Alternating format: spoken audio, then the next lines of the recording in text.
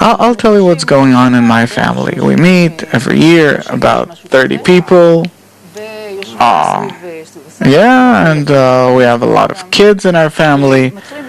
And we start reading the Agadah, and no one understands nothing. And at the end of the Agadah, each time we have a discussion, what are we going to do in order to understand the Agadah next year, and we do different things, nothing helps every time. Here, by chance, I took an Agadah, so what, there's an explanation here. We bought Agadah with explanation. We understand nothing. Would be really happy at the end of this conversation to understand, like you said, a bit of what's happening beyond the very simplistic story that's going on, and how is it relevant to our life today. People that come to study the wisdom of Kabbalah, Owen can say about that. And I, from at least the 30 years that I teach, I'll tell you that at least 5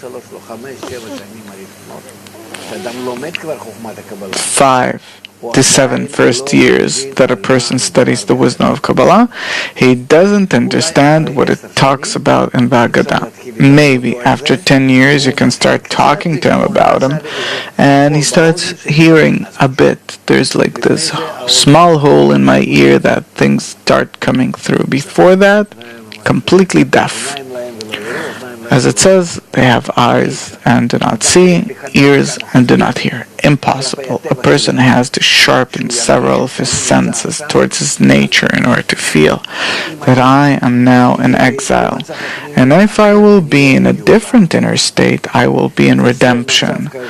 And this state that is pressuring me, this is Pharaoh, that now I'm getting pressure from this inner quality of mine, and that now it pulls me forward. This is called Moshe. Until he starts a bit identifying within himself all of these heroes of the Agadah, which isn't some kind of an external theater, but it's all happening inside a person. That takes time. We'll try to do it in a very light fashion. Somehow, I'll try. So the word, the name Agadah, comes from the saying "Igadet lebincha bayom ha'u," that you told your son on that day. And what should we tell our children on the Seder Eve? When we sit together at the Seder, this is our first question. I don't think that there is a difference between kids and grown-ups, first of all. It says, as you should tell your son and not to others, meaning anyone who doesn't know, and it's worthwhile for him to listen, he is as a son. That's how everyone is. So what's important for all of us to know? What does it mean, exile? What is the difference between it and redemption? And to our point, are we in exile? And are we needy of redemption? That's it. That's all we have. That's the Passover. That's it. So let's start with what is exile. Exile. It means that I, compared to redemption, am in the opposite state to it. Okay, so what is Geula, redemption then? Geula, redemption, is opposite to Galut, exile. So these are two extreme ends that in the meantime we can't acknowledge neither. So today we're in exile. When we talk about Egypt, there's plenty of food, life, you live like a king. Pharaoh treats you nicely.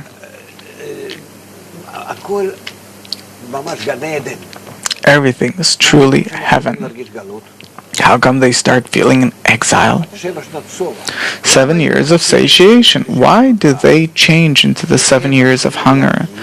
Because they start feeling that they are disconnected from the meaning of life.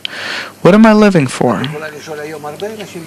Today you can ask many people in the world that they too will tell you, I don't know what am I living for, and really it bitters my life so much that I don't want to live at all.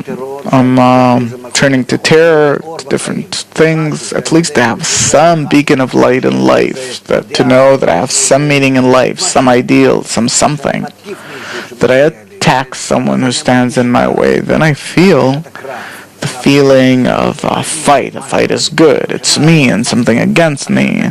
Otherwise, I'm like some kind of, I don't know,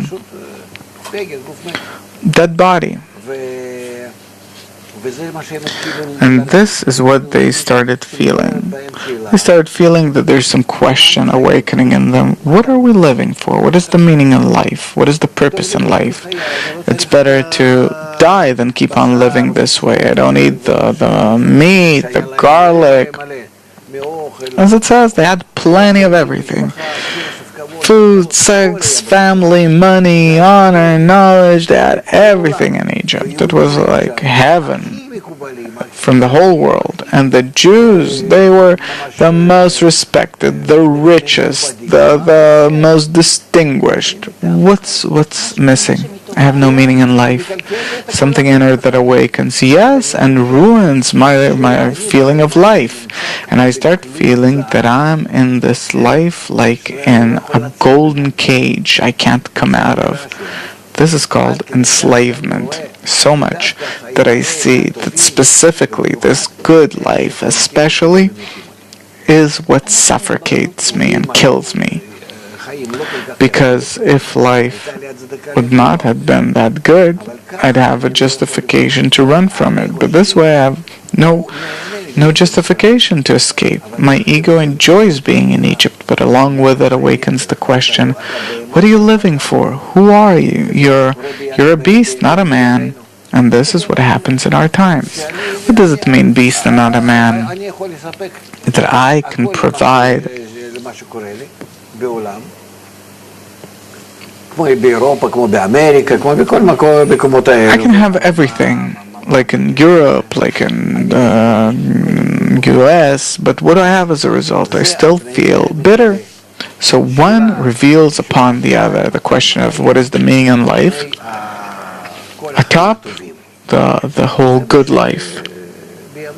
And in our times, this is what we discover, especially with our kids, our grandchildren. It's really revealing in practice.